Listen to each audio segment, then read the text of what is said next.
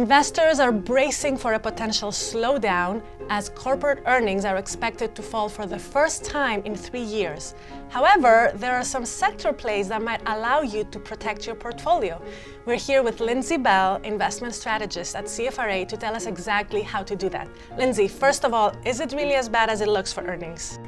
No, is the short answer. First quarter numbers have been slashed just as much as we saw them being cut in the first quarter of 2009. The economy really was in a dire situation. So I think that numbers are going to come in much better than that, and I think we can even see growth in the first quarter. So talk to me about sectors. Which ones do you prefer at CFRA? CFRA, we like cyclical sectors. These are companies that don't need economic growth to do really well. They have organic growth, and sectors that have this include technology, communication services, and energy. You seem to really like energy, even though the projections were cut dramatically, the biggest cut we've seen in years. Exactly. The numbers for the energy sector have been the sharpest reductions that we've seen across all S&P 500 sectors, and we think that it really is overdone. If you think about it, oil prices are up 30% year to date, and energy earnings are 90% correlated to the price of oil. But you still like energy despite this admittedly tough situation. Why? With energy, you always have to think about supply and demand. What happened was oil prices came down way too far last year, just like the stock market. They both bottomed on December 24th.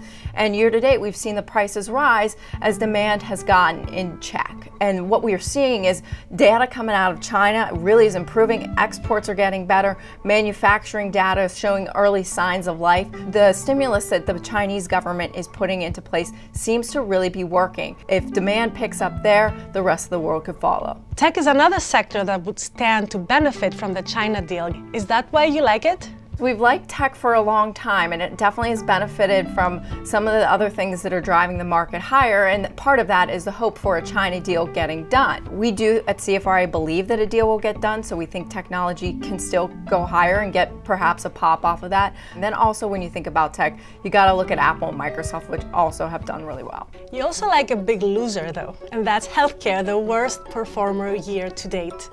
Why do you like this sector, and how can investors position their portfolios?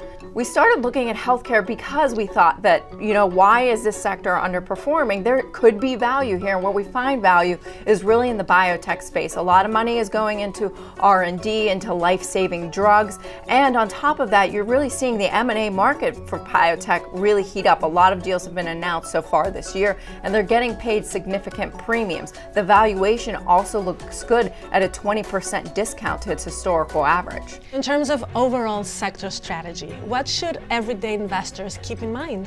What they need to keep in mind is there's still a lot of uncertainties, even though the market has done really well so far on a year-to-date basis, but they need to be cautious and maybe add some defensive sectors to their portfolio.